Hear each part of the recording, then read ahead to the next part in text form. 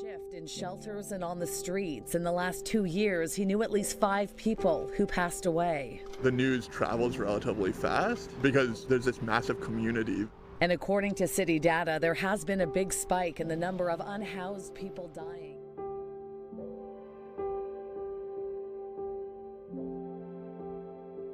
I looked at the world very differently after these 2.5 years.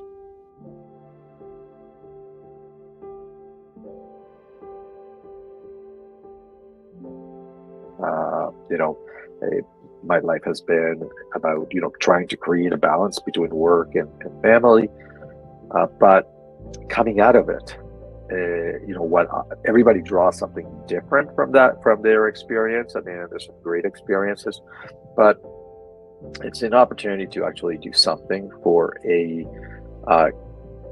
very important group of our community who really is the future of our community. And just the thought that there's all these children out there in the street, just walk out the door, and there's at any given time just 6,000 kids out there in our city. We're not talking globally. This is not Save the Kids in that other continent.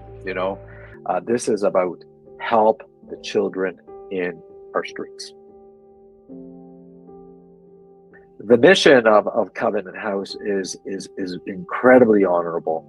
A part of why we're here together is because together with a group of like-minded individuals, so I'll be leaving the comforts of my home, and I love my bed, and spend the night sleeping outside in the cold. And I was actually looking at the temperature on November 17th, and it's actually going to hit -4. And some of my friends actually say to me, "Is like, do you really want to do this?" And that's one day, one night, right? And it's not just to do this in solidarity, because what we will be doing is we're going to be sleeping out in the street of downtown Toronto.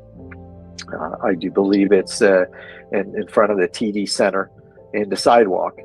There's about 75 of us. I mean, obviously we're trying to raise funding as well, because we want to raise, I believe the goal is $1.2 million, which is going to go directly to feeding these children, to housing these children, to educating these children. Everybody's thinking about let's try to build a better world.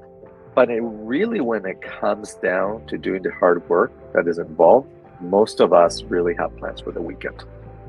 And as a I'm going to call it the advanced society that we are, I think that is very important, to just take a moment, step back and see, before we start saying we want to go and save the world. I think it's important to look around us, look at the biggest impact that we can do is just making an impact down the street. It's not so much about political leaders. It's not so much about business leaders.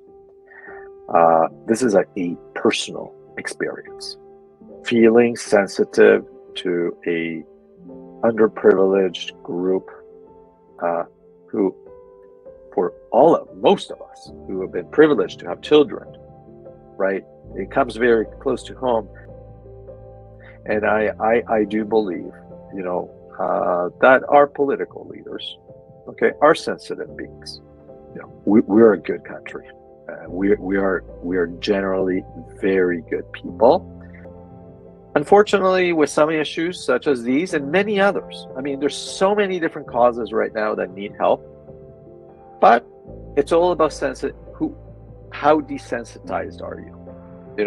I do believe coming out of COVID, this is going to be a transformational change, a time for change, for giving.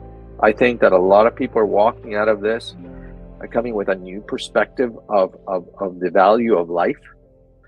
All we can do is each one of us just has to do our little part.